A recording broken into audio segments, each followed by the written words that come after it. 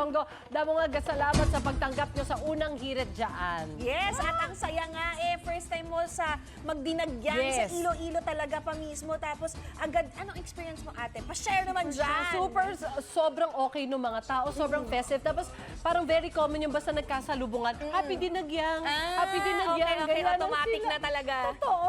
At for sure, nakasmile yung mga yan lahat. They are no? so sweet. Hello Sweet. sa mga Ilonggo talaga dyan. Sobrang kami nag-enjoy sa experience natin sa Dinagyang. Ang dami kong pagkain na tikman at syempre mga pinuntahan.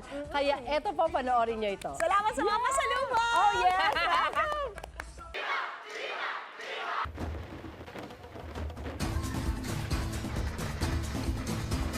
Isang makulay, masaya, at puno ng pagpapala ang naging selebrasyon ng Dinagyang 2026 sa City of Love, Iloilo. Ang tema ngayong taon, bugay sang Ginoo, bugal sa mga Ilonggo. Nang ibig sabihin, biyaya ng Panginoon, karangalan ng mga Ilonggo. Biyaya nga maituturing ang selebrasyong ito sa pagpupugay kay Senyor Santo Niño.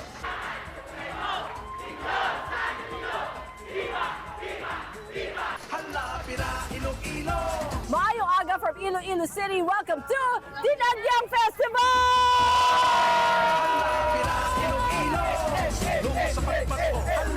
Kaya naman ang unang hirit, nakisaya siyempre. Pira, Iloilo, mabukal ng ngalan mo. Sa tanang nga panahon, ikaw ang palanggaon. Sa paglakang isang malawig nga tinigon. Bugaw na! Unang hirit na! Ang pagbisita sa Iloilo, hindi kumpleto kung walang pagkain.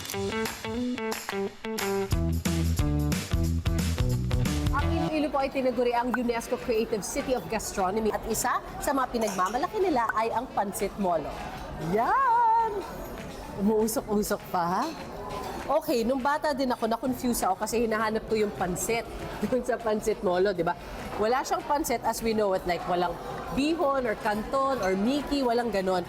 Pero inspired kasi siya ng wonton soup ng mga Chinese. So parang yung representation nila, parang gawin siyang Filipino-sounding na pansit. Yung balot ng molo niya, yun na yung parang pansit. Ayun. Meron siyang bits of chicken, tas broth. Yung loob niya, meron din mga ginili.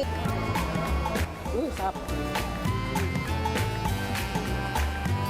Alright.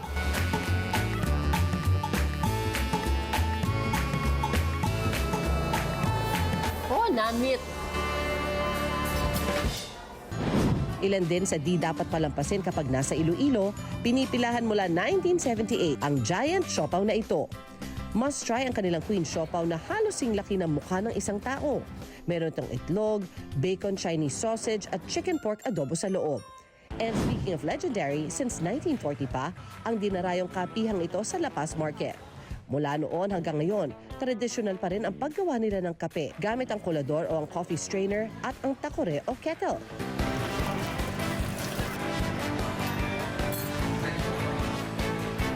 Sarap yung ano nila, yung cafe nila.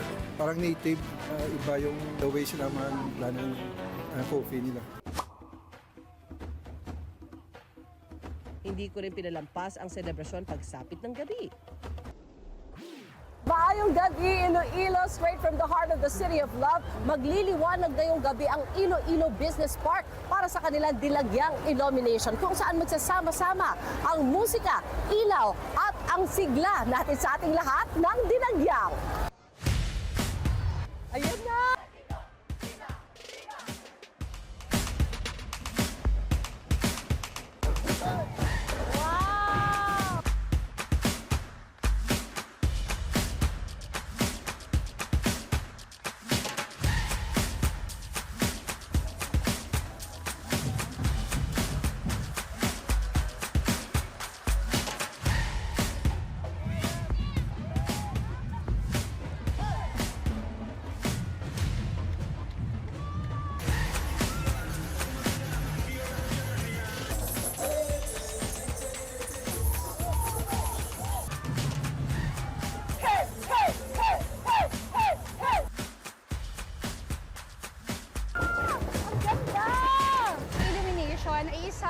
overnight parade na Dinagyang Festival. Suot ng mga performers ang LED lit costumes at pinagsasama nito ang traditional devotion kay Santo Niño at yung high-tech visuals, music, and dance. The best place talaga to watch the parade is here at Iloilo Business Park kasi malalapad ang mga kalsada namin dito, which makes it comfortable for our festival goers and guests. Kompleto talaga at convenient ang festival experience dito sa Iloilo Business Park.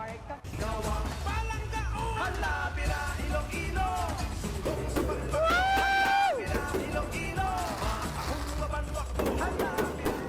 Dinagyang illumination, liwanag ng pananampalataya at kultura. Maraming salamat, Iloilo! Viva Señor Santo Niño!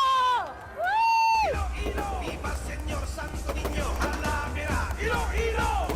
Sakto yung fireworks. Ah! Grabe, ang ganda, ate. Diba? Ang daming, ang makulay, no? Diba? At ang dami namin nagawa doon sa short amount of time na nandun kami sa Iloilo. Kaya dagang salamat ulit dun sa mga taga Iloilo. Yay! Thank you po. At ayan nga, ito